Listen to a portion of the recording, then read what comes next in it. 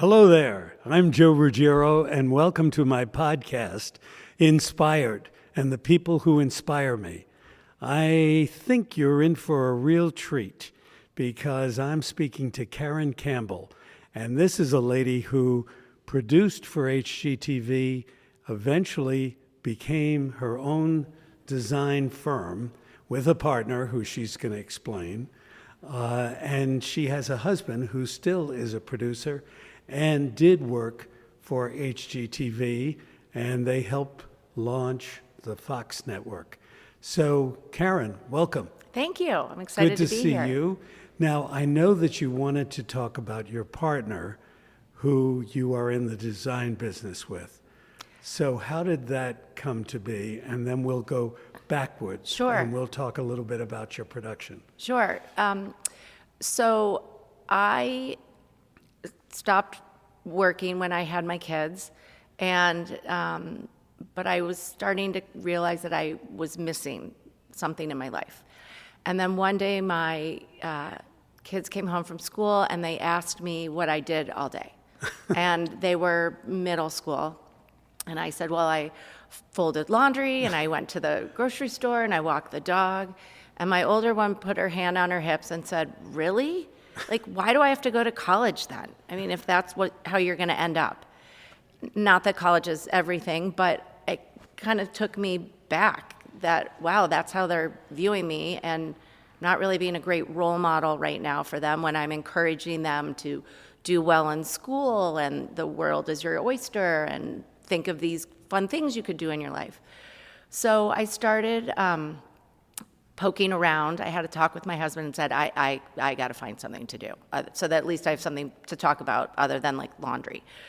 So I just started poking around with friends, and I just started exploring what careers I could go into. And it was everything from working in a doctor's office to, I don't know. But my mom had always encouraged me to do something in the design world. I was always creative growing up, and I love decorating my house. I've always been obsessed with fabrics.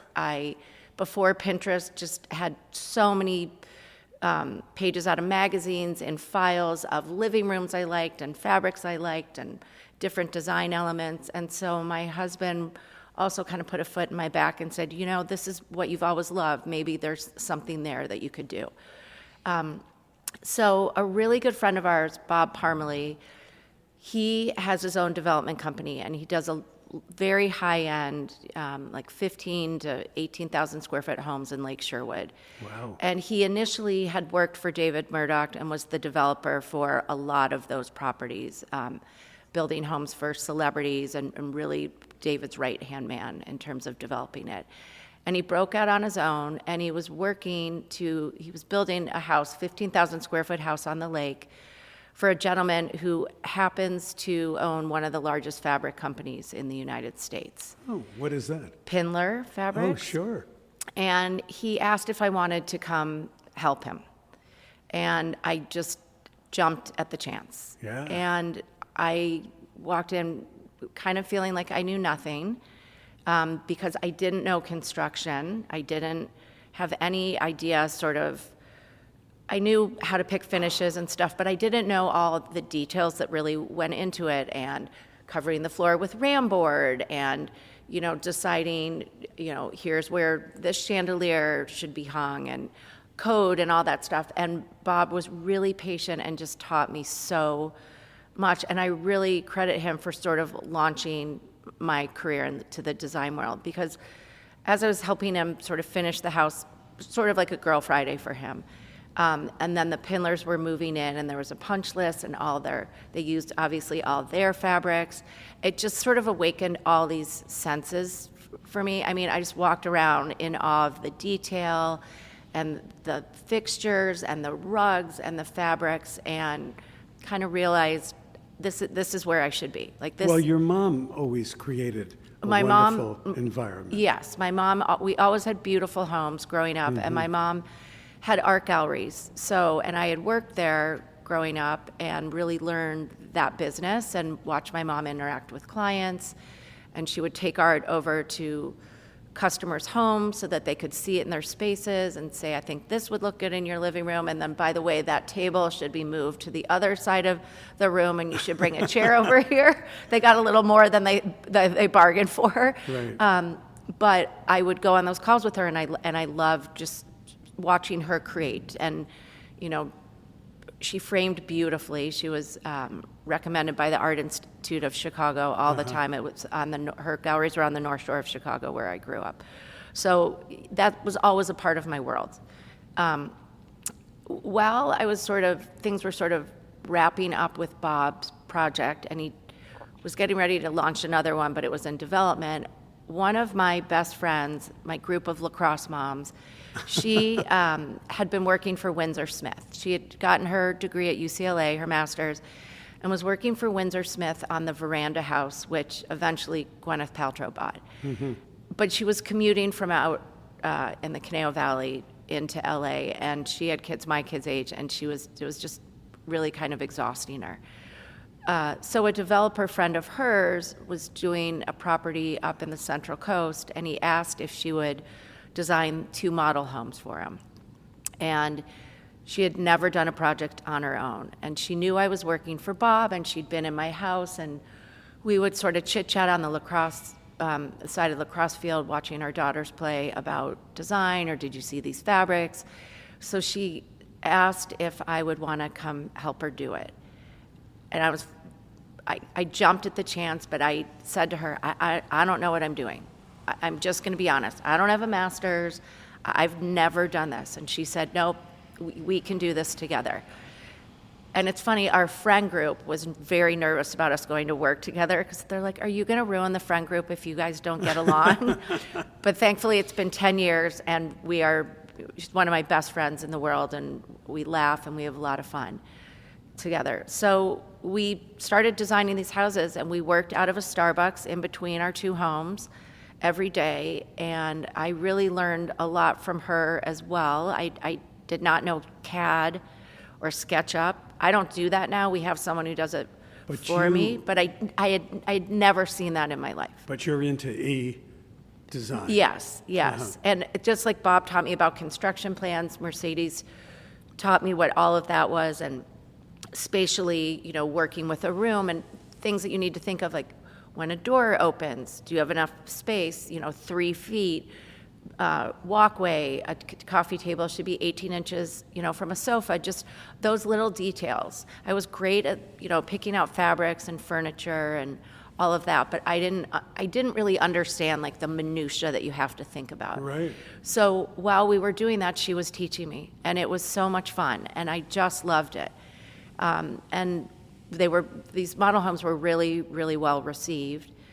While we were doing those, she had started a blog called One Chic Retreat, and it was catering to Airbnb owners. Oh, because interesting. Airbnb was starting to explode, and it was all about how important design is for Airbnbs, that you can't Absolutely. just, go in your garage and grab grandma's old sofa and put it in there and then put your for rent sign up. Like, you want to design a home that people who are staying at wish that they had that home, because most people don't design their homes that way, and you want them to come in and have the design be an experience for them, a lot like boutique hotels. So again, sort of the timing of everything has just been amazing. As we were wrapping up the model homes, she got a few inquiries through the blog of people who wanted her to design their Airbnbs. And so she turned and looked at me and just said, how about we become partners? Well, I'll still write the blog. I need a design partner. I don't want to do this alone. And so that's really was sort of the jumping off point for both her and I, for our design work together, and her becoming a designer on her own as well. Well, just a true disclosure, Pindler carries some of my fabrics. Oh, okay. I don't know if you know that. And I'm that's very, great. very happy for Yeah, that. yes. But the whole Airbnb phenomenon, you seem to have carved that niche. We did, Which yes. I think is kind of interesting. Yeah, it was great. We were actually invited to do a few talks around the country at different conventions or gatherings. But, designing a short-term rental is very different than designing somebody's residential home. Right. Residential is very emotional. And what we had to sort of tell our clients is, yes, you are going to use this home for your own, personal pleasure, but if you're going to rent it out, you have to think about your guest experience. And Especially fabrics. Yes, you have to think about performance fabrics and surfaces. Like, we would never put a glass table in there because they only look great the first day, and then people don't use coasters and they get scratched, and then people are writing ratings like, oh, the place looks tired. And let's not order a sofa on Wayfair. You need an 8-weight hand-tied spring sofa because in 5 years you don't want to be buying a new one. You probably have to buy a new rug, but you want the furniture to last. And then you also want to design it not for what's current now, but you want it to appeal to multi-generations of people, because grandparents often are the ones that are going to rent the place. That's right. And the 30 and 40-year-old young families are going to join them. You want everyone to love it. If you're going to be able to, if you want to cram 16 people in there, which God help you, why? Because you're going to end up having bachelor parties galore in there. Exactly. But if you are going to do that, then you need enough dining space for the majority of those people. And you need to have enough cups and plates, and you need to outfit the kitchen really well. Mercedes wrote a kitchen book, and just all those things that you need to think of, and you do need to accessorize it, and you do need nice throw pillows, because it's all about your budget, it's all about your ROI, and it's all about, you want to get to the top of the listings, which we would study all the comps of the area where these places were, so that we could see what the competition was. And our goal was always to put them at the top. How did you get from producing to designing? Yeah. So again, the influence of my mom, and I was Who was a professional model. Yes, she was a professional model. Could probably still model today since she never puts her face in the sun. Yeah, wish I listened to her. So in college, I was a poli-sci studio art major, and after graduation, my mom kept saying, you should get into design, but again, didn't listen to my mom. But my dad was involved with Time Inc., which had just merged with Warner Brothers. Right. And they were all about synergy. And my dad said, there's some opportunity there for you. And I just graduated college and was looking for a job. And I had done a little bit of doing extra work for a few John Hughes films, because he was from where I grew up and did a lot of his films out on the North Shore. And I thought that was great. And so I ended up becoming a television producer, and I met my husband that way, which was great. And then a few different things. Helped start Fox News Channel, Chicago Bureau. Again, as I say to everyone, don't judge. And then it just turned to HGTV, because that was also a brand new channel that was up and coming. And my husband was doing the show New Spaces and needed some help on it, which was great.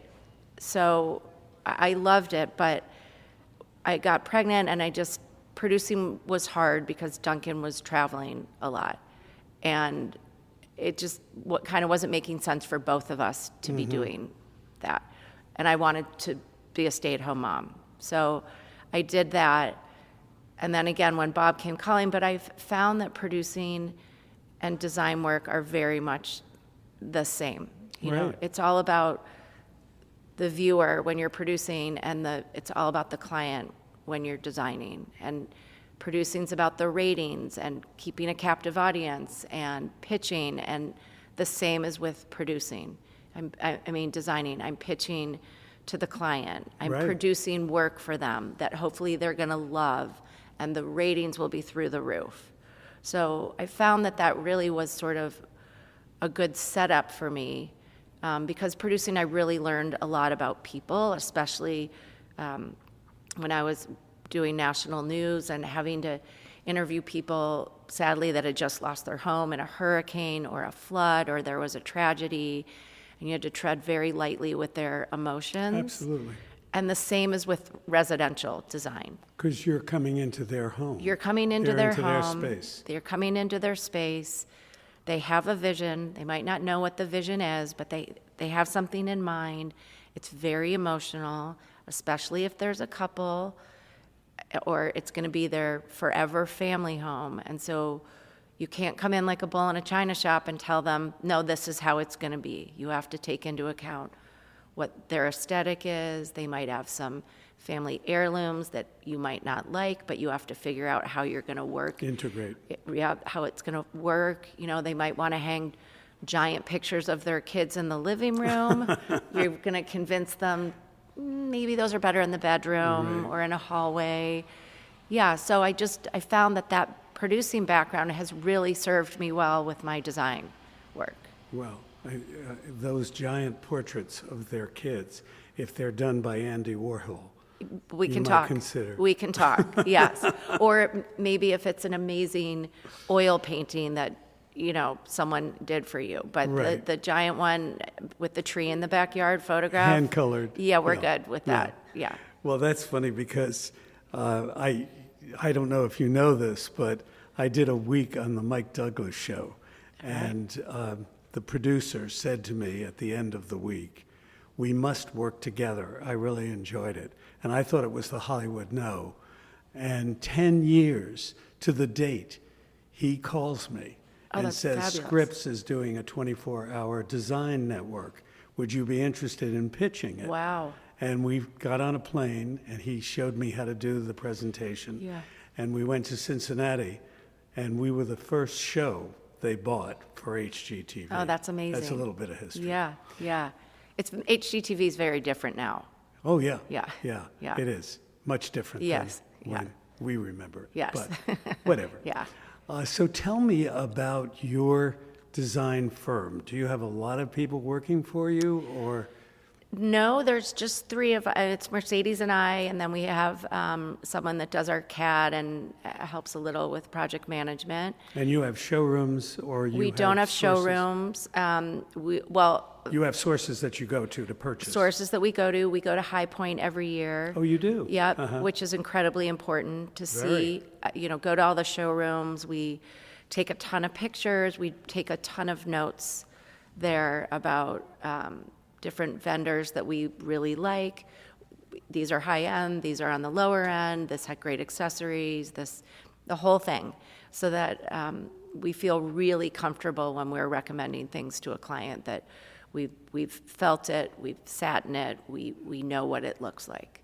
Well, performance fabrics are very important for your Airbnb. They are. And Sumbrella, if you know this history, but they approached me and said, "You really like Sumbrella.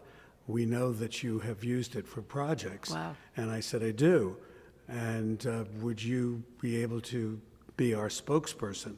And I said, "Well, I'd love that, but I'd like to design a line for you." It's great. And that's when they hired me to take the concept of performance fabrics and bring it indoors. Yes. Because everyone, to this day, still thinks it's outdoor. We use it, I would say 50-50. We have a lot of clients that have dogs, or we're doing... Or kids. Or young kids. We have a family that has 4 young kids, and we're doing their home in Connecticut, and she's all worried about, how's everything going to hold up to my kids? And we just laugh. We're like, we've got you. It's good. Right.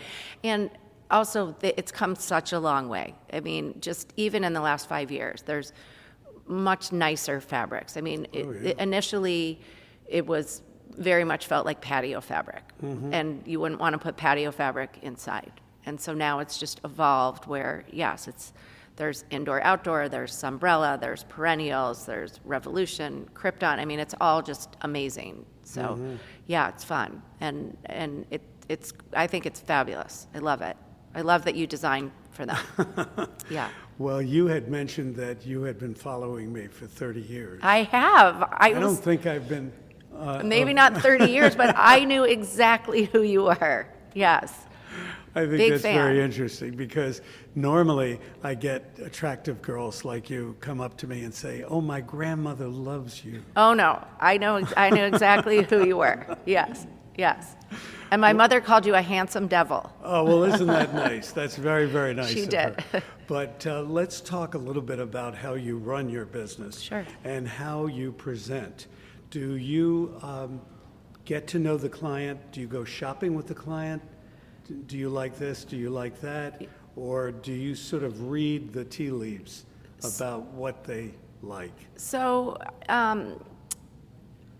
so we do more residential now than Airbnb. Just we kind of, when COVID hit, it allowed us an opportunity to kind of redirect our business, because we wanted to do more residential because there's more creative leeway there. We love wallpaper, and there's budgets are bigger than the Airbnb. But when we launched the Airbnb, the whole thing, which was the first thing, we did have clients who flew us in.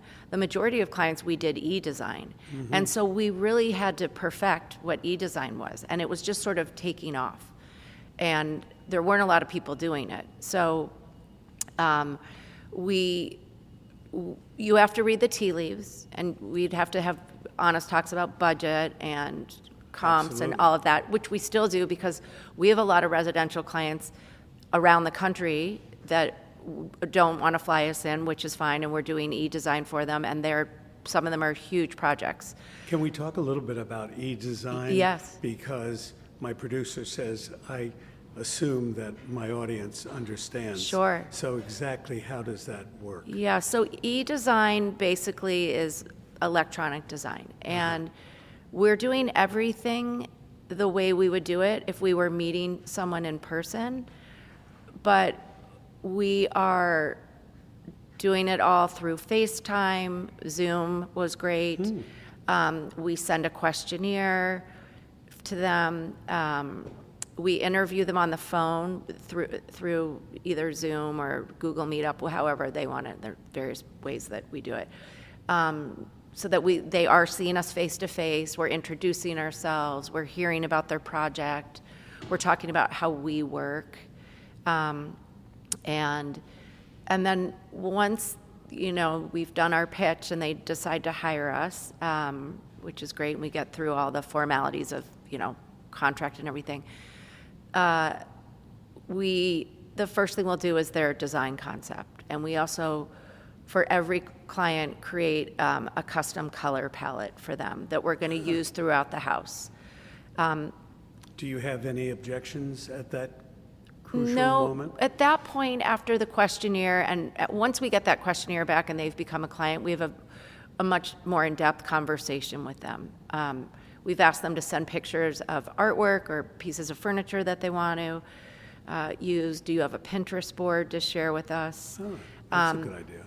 And the great thing about Mercedes and I working together is that she is a fourth-generation Californian, and she's got a very West Coast aesthetic. And because I grew up in Chicago in a more traditional household, I'm a little more traditional than her.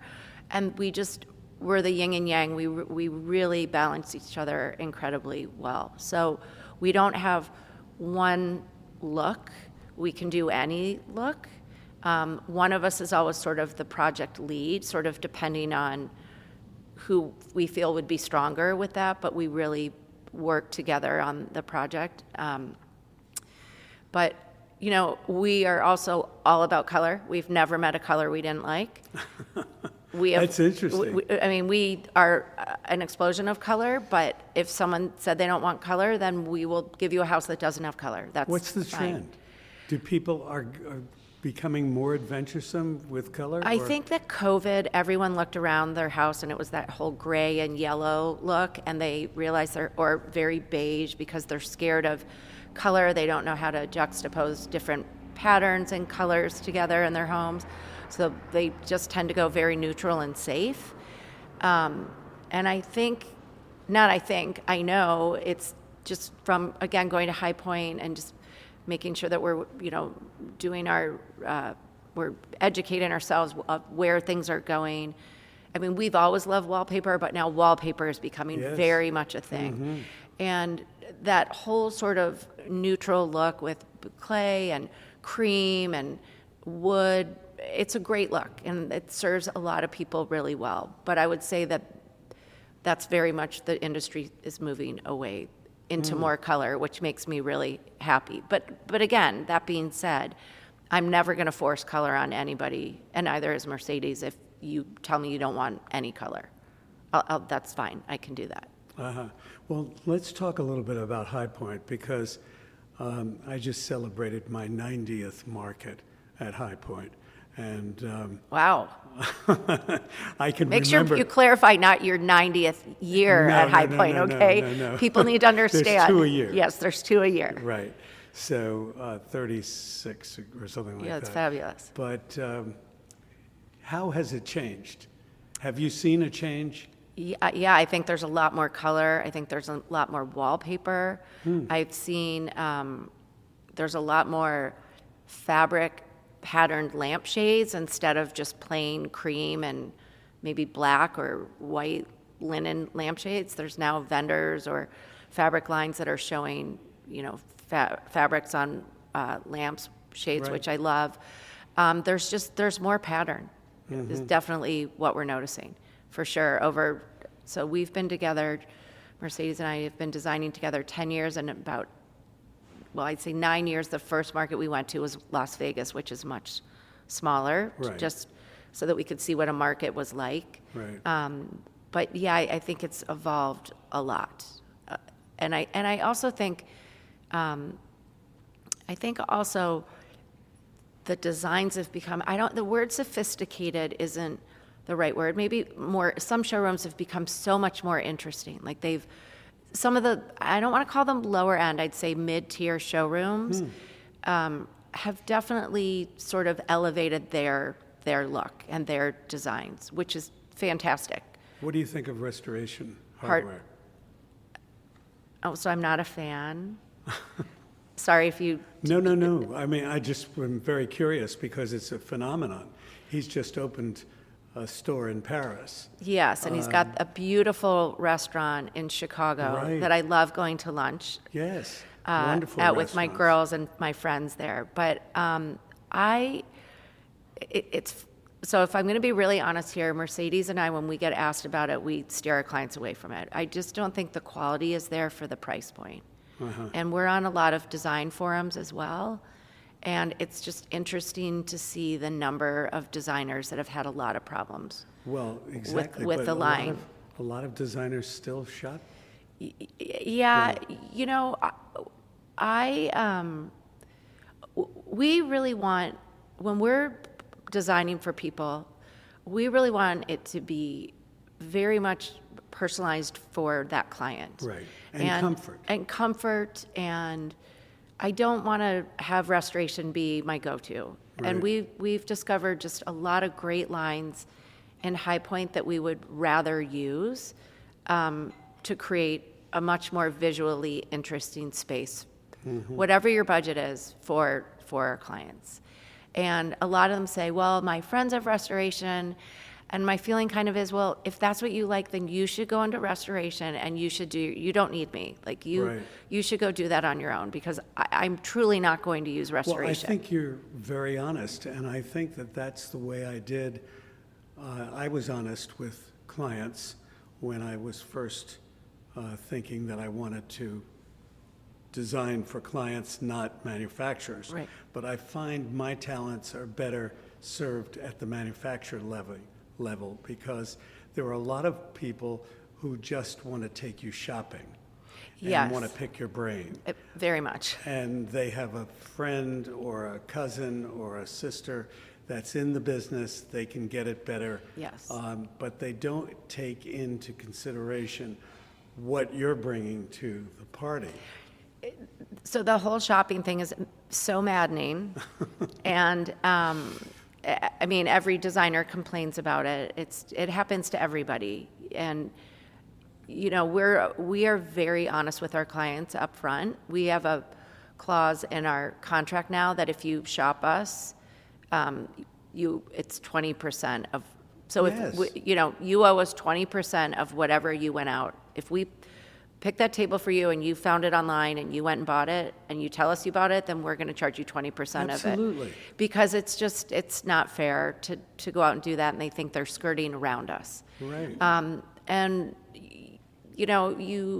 we've had clients do that and then come back and say, oh my God, I made a mistake. So I bought something that was similar to what you mentioned, but I put this, but the measurements are off. Or, my sofa, I didn't want to have yours, but it's falling apart, or the cushions are sagging. And by the way, Right. it's like 2 feet too big for the room. It's like anything. If you're hiring someone for their expertise, you're hiring someone for their expertise. I can remember back in the days when Mac 2 was a design firm, and Chessie and I had a conversation, and she said, we have a really good person who sets our budgets and sets our fees. Yeah. And this was back before fees Yeah. really became important. Yeah. But time considered, all your advice and your professionalism is figured into that. Yes. And they can shop at a thrift store or pick something up on the road Right. and have it reupholstered, but they still have to pay your fee Yes. for your expertise. Yes. Because that's what's going to bring it all together. Yes, yes. I agree. We've also done a lot of research on like what model should we have? Should we just say to do your house is going to be X amount of dollars, X amount of hours, and this is what it's going to Per cost room? per room. And we found that we're better off charging hourly, because what also started happening is a lot of times people don't know what they want. They tell you what they think they want, and then you start giving them what they tell you that they want, and then that's not what they want. Right. And it sort of becomes a time suck, because This now... is where the psychology comes in. Yes, very much, because now we have to pivot. Now we have to go back and say, okay, so let's kind of regroup, start over a little bit. Here's what you really want. And they would get frustrated, when hours add up.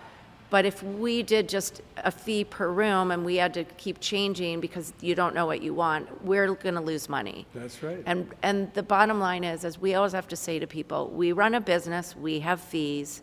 I mean, we're just like any other small business. That's right. Even if we don't have a brick and mortar shop, we still have things like insurance, and we still are taking the time to make sure your deliveries are happening, or if something every so often comes, broken or cracked or whatever, we are dealing with that.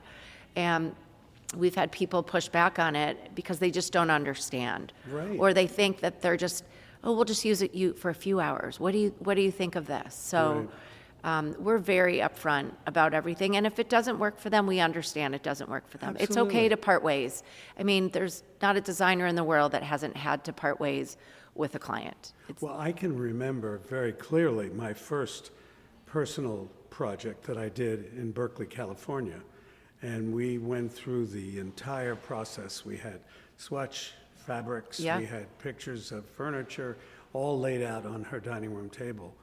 And she stood at the doorway the day of installation, and upholstery was coming in, and she was like, oh, I didn't think, because they can't take a little swatch and translate it Right. into a piece of upholstery. No, they can't. Oh, that's going to have to be returned. And I said, go to work. Come back at 5 o'clock. Yep. We'll have everything arranged, fresh flowers, music playing in the background, Yep. and then tell me what you don't like. Yep. Well, they come back. Yes. They love everything. Yes. And, But that's why they're hiring a designer. That's because right. they think they're visual, but they're not visual. That's right. Yeah. That's Yeah, right. no, every client we present, so if it's in person, we present to them with all the fabric swatches and surfaces and all of that. And for our e-design clients, we're sending that to them. Yes. So that everybody sees everything beforehand. It's not sight unseen.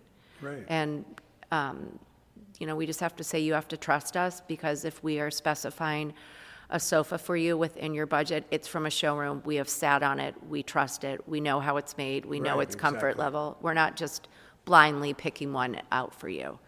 Yeah. Yeah. And But that's important.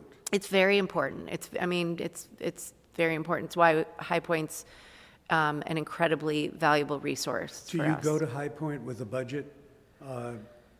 So budget to buy? if we have a project with that timing, yes. But a lot of times we always have a few projects going at once. So we always kind of know what everyone's budget is. So yes, we're walking into showrooms to see, oh, this is a great showroom. We love this. Let's see some of their newest pieces. And we like to also reconnect with our reps in person because a lot, our reps are our lifeline. That's right. And we love our reps. I mean, we absolutely love our reps. And while, they are in your region, they're not necessarily in your region where I can just call and say, can you have lunch today? They might be servicing all of Southern California and they could be based in Orange County. And do I really want to make them drive LA traffic to come meet me for coffee? Yes, we will, absolutely. But that's also a fabulous opportunity for us at High Point to reconnect with our reps.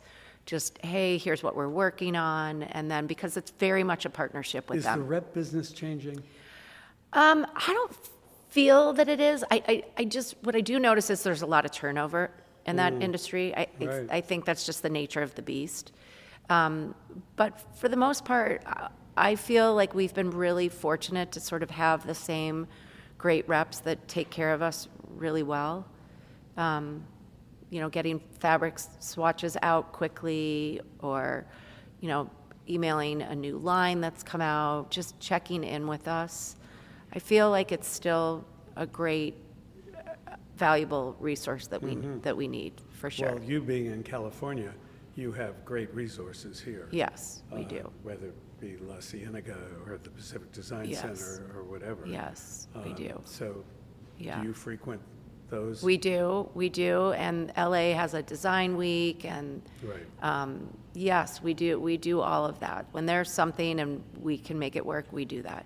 It's important. What's in store for you down the road? Do you want to do a collection? I mean, what designer wouldn't want to do a collection? Of course. And I talk about it because, again, because I drew and painted growing up, and have an artistic bent in me, I'm always thinking, should I start a fabric line? Do I want to start a fabric line? And I've done a little bit of research into it, and I haven't done it yet, but who knows? Maybe. Yeah. I mean, it'd be fun. But right now we're just we have great clients. I'm really thankful. A lot of repeat clients. All starts there. Yeah, it does. And what's also really great is that we truly feel that our clients become our friends, and we keep in touch with them. Very important. Just how are you? How are the kids? Oh my gosh, send us a picture. They're getting so big. It's just checking in.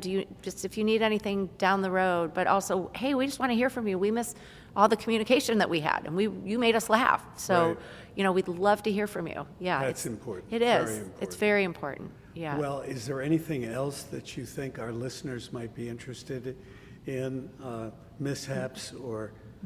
Well, we've had a few mishaps. Yeah, I mean, there's the odd time a light might have been ordered that was too large for the space. We just had that happen, but we're human. I mean, mistakes happen, and we just, for the most part, clients handle it pretty well. Yeah. No, Mercedes and I feel really great about where our business is, just both in person with clients, but also e-design, and just how that's worked really well for us, so that we aren't just having projects in Southern California. I mean, we have a few here right now, but we also are doing a house in Connecticut and one in Virginia and an apartment in New York. So it's been great. Yeah. Fabulous. I feel fortunate. Well, thank you for sharing your career with me. It's been a pleasure to get to know a little bit about you. Well, thank you. And where you're headed. Thank I you. wish you lots of luck, and thanks for spending this time. Well, thank you so much for having me. I loved it. I was nervous, but now it's like talking to an old friend. That's great. what I hope for. Yeah, I appreciate Thank it. you so much. Thanks, Joe.